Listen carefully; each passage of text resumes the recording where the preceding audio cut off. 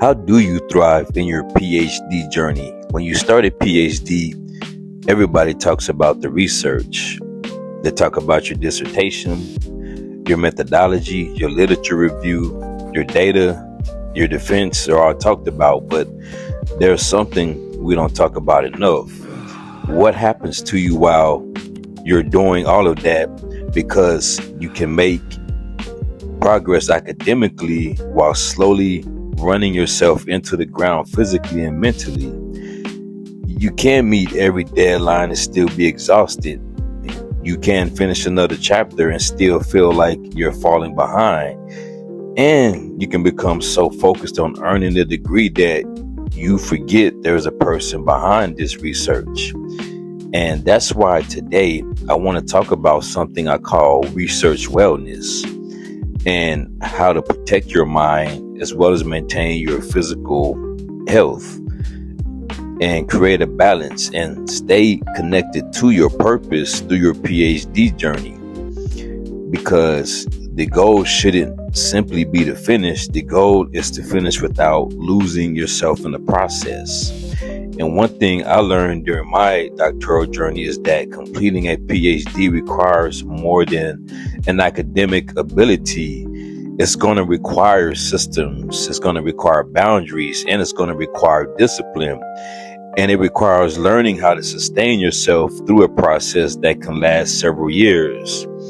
I want to break the research wellness into 4 areas, and those 4 areas being a healthy mind, a strong body, a balanced life, and a clear purpose. If you can build systems around those 4 areas, I think you'll put yourself in a much stronger position, not only to finish your doctorate, but to actually grow through the process. So let's start with your mind. Doctoral research creates a unique type of psychological pressure. Because when you think about it, you're constantly being evaluated and you're constantly being questioned so far as your ideas, and your writing is also criticized. And you may receive pages of revisions after spending weeks working on something. And sometimes you start questioning yourself. Am I capable of doing this? And that's where I believe doctoral students can experience the self-doubt, the comparison and imposter feelings, as well as even perfectionism. One mistake is believing that every uncomfortable emotion means something is wrong. And sometimes frustration simply means you're working through something difficult. And the confusion does not automatically mean you're incapable.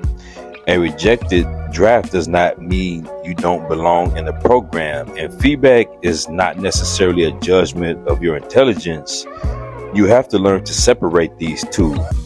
My work needs improvement from I am not good enough. Those are 2 completely different statements. One strategy that helped me is breaking large academic problems into smaller problems. Instead of saying I have to finish chapter 2, ask what is the next task? Maybe today you're locating 5 articles. Tomorrow you're organizing your literature.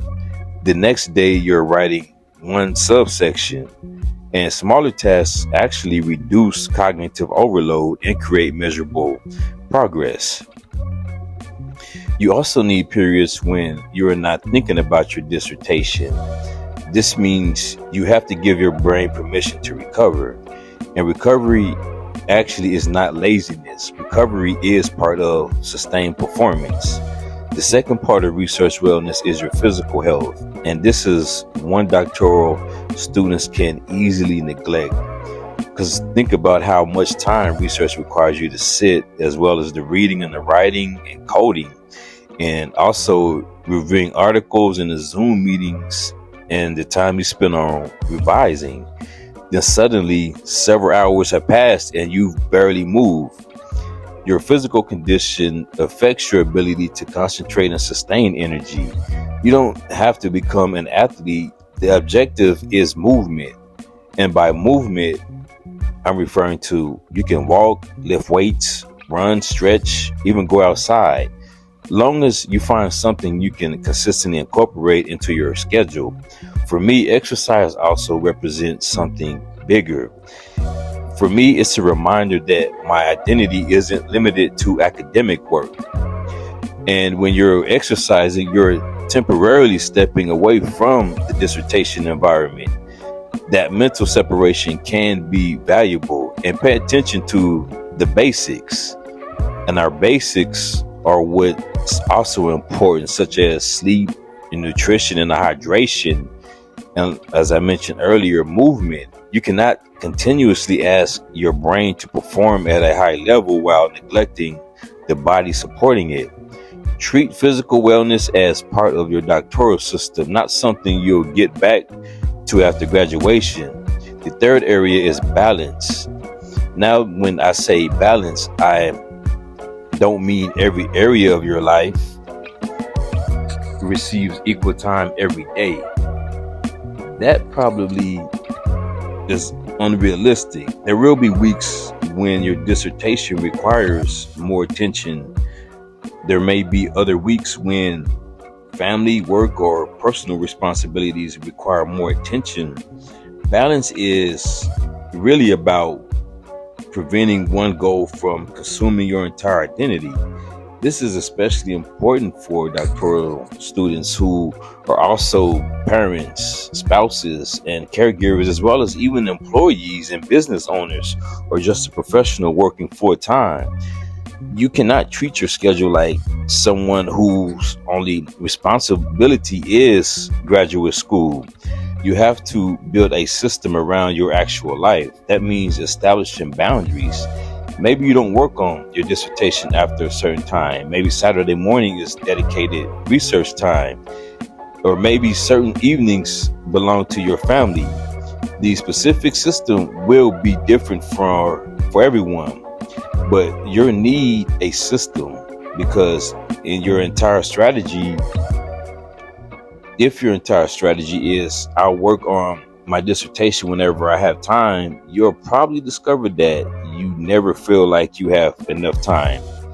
Schedule your research, schedule your workouts, and schedule your recovery, and protect important relationships. Your doctorate should become part of your life. It should not become your entire life. The fourth area may be the most important. Clear purpose. Why are you doing this? That's a question every doctoral student should be able to answer, because your motivation is going to change. There will be days when you're excited, there will be days when you're exhausted, and there may be days even when you seriously question whether earning this doctorate is worth everything you're putting into it. That's why I don't believe you should build your doctoral journey entirely around motivation. Build systems instead. Motivation is emotional and systems are more behavioral. A system says, at this time, I write at this time, exercise at this time, I rest at this time, I spend time with my family. And underneath those systems should be purpose. Maybe your doctorate is connected to becoming a professor. Maybe you're pursuing research. Maybe you're trying to create change in your community. Maybe you're building a business. Maybe the degree represents something deeply personal. Whatever it is, know your reason, because when the purpose becomes difficult, purpose gives the struggle context. You stop asking, why is this so hard? And start remembering, this is what I'm building toward. There is one final principle I want you to remember. Progress matters more than perfection. Perfectionism can disguise itself as academic excellence. You can keep reading because you don't think you've read enough, but you keep rewriting because the paragraph doesn't feel perfect. You delay submitting something because you're afraid of what your chair might say, but doctoral research is iterative. You write, you receive feedback, you revise, and you learn, and you move forward. Sometimes submitting an imperfect draft and receiving direction is more productive than spending another 2 weeks trying to perfect this. yourself. Your goal is not to produce perfect work on the first attempt. Your goal is to continually improve your work until it meets the scholarly standard. That's actually progress. So as you move through your PhD journey, remember these 4 areas: healthy mind, your strong body, your balanced life, and a clear purpose. And research wellness isn't separate from doctoral research. It's part of doctoral success.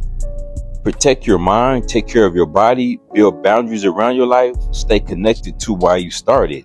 And most importantly, develop systems that allow you to keep moving even when motivation disappears. Because earning the doctorate is important, but so is the person who walks across the stage when it's finished. Sustain your energy, protect your mind, and you'll finish strong. If you're currently working through your dissertation or qualitative research journey, subscribe to QualiCoach for practical guidance designed to help you move from confusion to clarity. And remember, it's a clarity issue and not a capability issue.